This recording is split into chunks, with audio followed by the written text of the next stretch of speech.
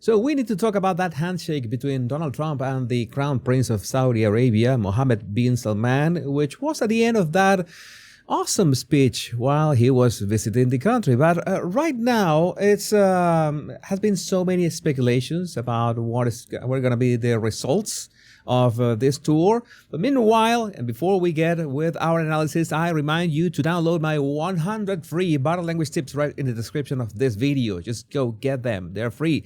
And so this handshake, we should give some kind of background. And the background is some kind of, what has happened in the past. And in the past, well, you know that when it came to Biden was not, let's say, greeted in the same heartfelt way as Trump is being greeted right now. RT, when Biden visited Saudi Arabia, he was greeted at AF1 by the governor of Mecca. When Trump flew, he was greeted by the crown prince on the tarmac itself. That was awesome. And also, when Biden visited Saudi Arabia, the crown prince made him come to him. No welcome, no respect, just an awkward fist bump.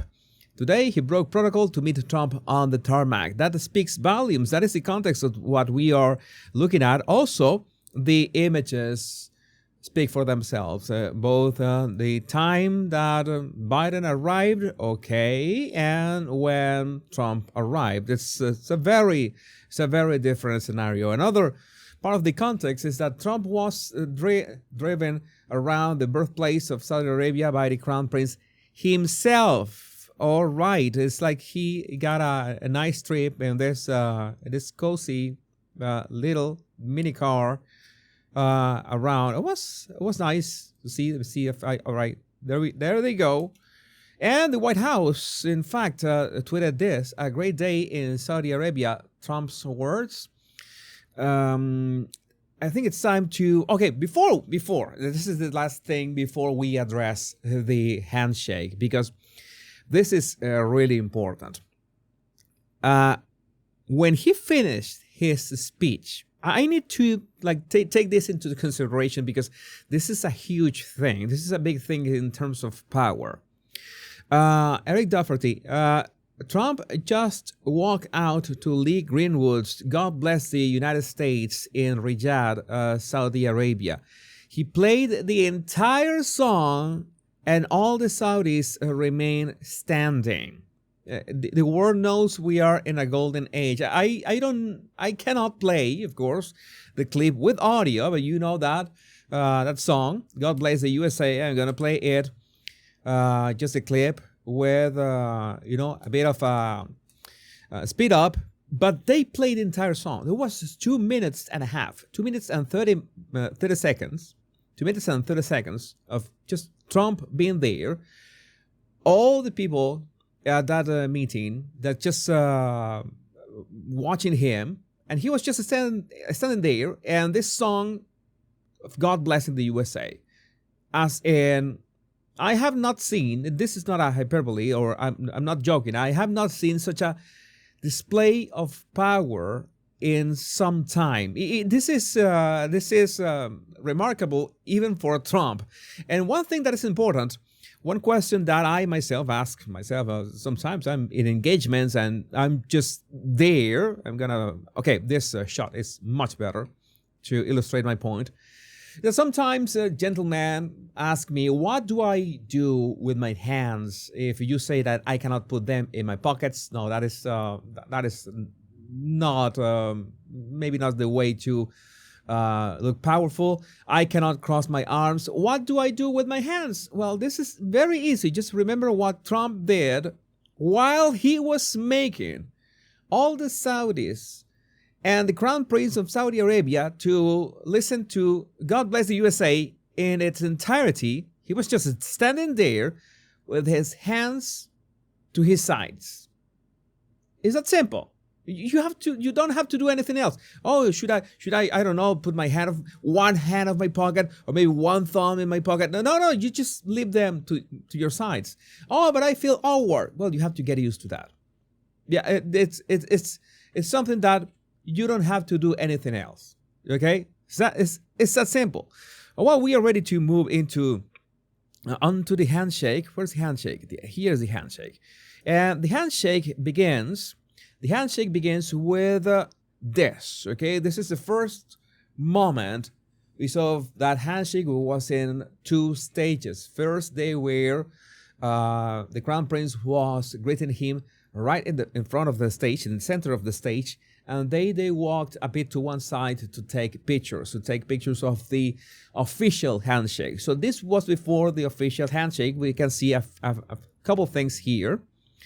Of course, their bodies are not completely towards each other because they have to be like facing the public, the audience at the same time. This is important. Notice that Trump's non-handshake hand is tapping him on the shoulder in a very friendly way.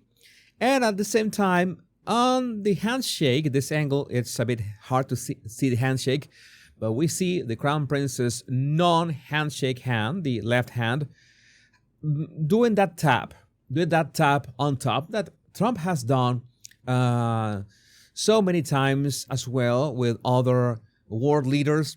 Some people say that all of that is a bit of controlling or condescending. It all depends.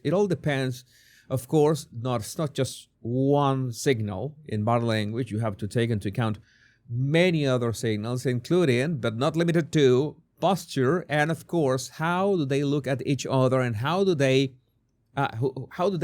lean into each other, and both of them have their heads tilted just one bit. That is important because that means that they are in sync.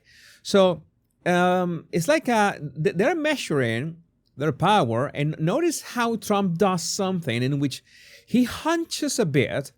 Trump is hunching a bit and leaning into the crown prince, but at the same time, he puts his hand over his shoulder. There's a big difference in here. I've told you many times that it's not the same that tapping somebody's shoulder on the side like this. It's like you tap somebody, all right? See, I got lost. Okay.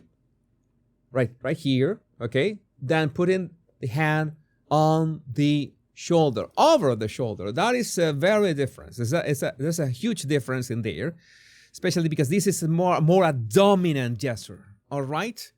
If maybe you have felt that when somebody puts a hand on over your shoulder, you feel that is a dominant gesture. Again, it depends on the attitude of the person who is doing that to you, but it is a dominant gesture. It is in principle. Meanwhile, you see that the hand that is tapping the handshake, the hand of the crown prince, is rather relaxed.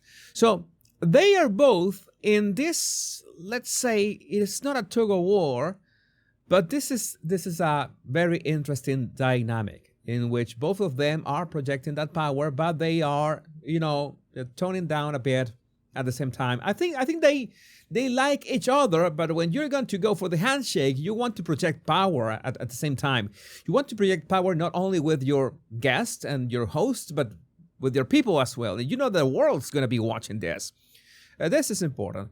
But they make sure to keep eye contact. The crown prince keeps talking to him. You see some illustrator gestures, and it's like, consider it done. Don't worry about any of it. And Trump does the hand on the shoulder again. Okay? Again, I'm telling you, that is quite a dominant gesture. Now we just lost track of them. But then they walk for the official handshake. This is it. This is what we came here for. And when they are going for it, you notice that Trump is basically looking at the audience, and the crown prince is looking at him.